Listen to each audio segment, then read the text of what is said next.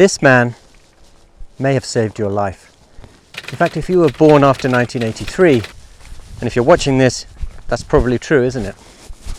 You most likely wouldn't even be here if it weren't for him and the actions he took one day. A little context first. The events took place in 1983. It's the height of the Cold War between the USA and the USSR. Tensions are really high. Each side has vowed a policy of mutually assured destruction. In other words, in the event of a nuclear strike, each side has promised to retaliate immediately and comprehensively, thus guaranteeing practically the destruction of humanity on the planet. Think how absurd that situation was. And tensions were running especially high in September of 1983. The USSR was particularly paranoid. It was prone to making mistakes or accidents, and tensions were running really high. On the 1st of September, a Korean Airlines flight left New York scheduled to fly to Seoul. But due to a navigational error, the pilot strays into Soviet airspace.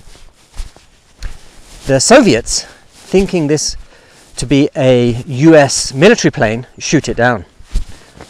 All 209 passengers are lost.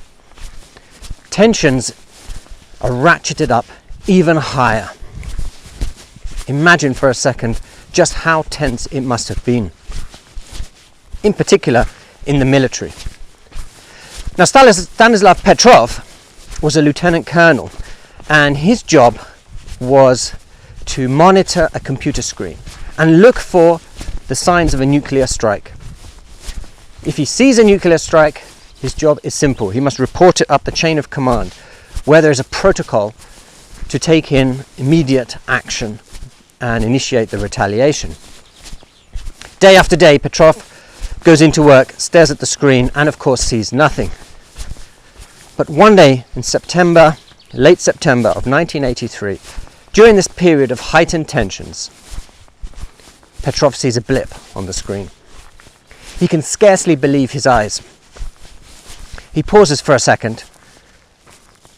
Definitely a blip, and it's definitely coming towards Russia. It's a nuclear strike. It's that moment that he had been waiting for, that he'd been trained for, that he was primed and ready for. And yet, he's frozen.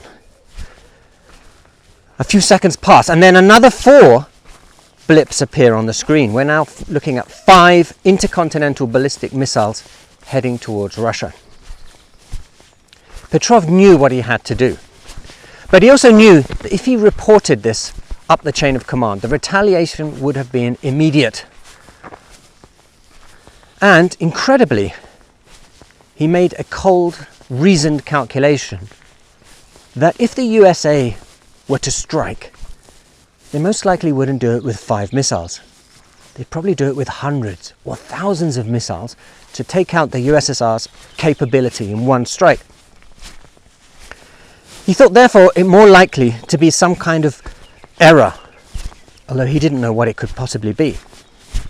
And so minutes ticked by, and Petrov alone bore the burden of pressure as he watched these blips get closer and closer to Russia.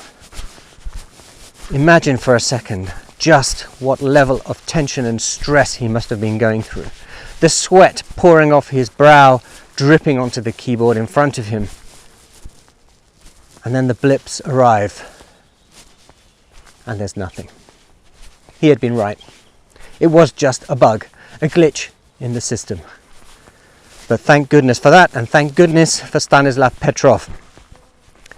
Большое спасибо, Petrov, and до свидания.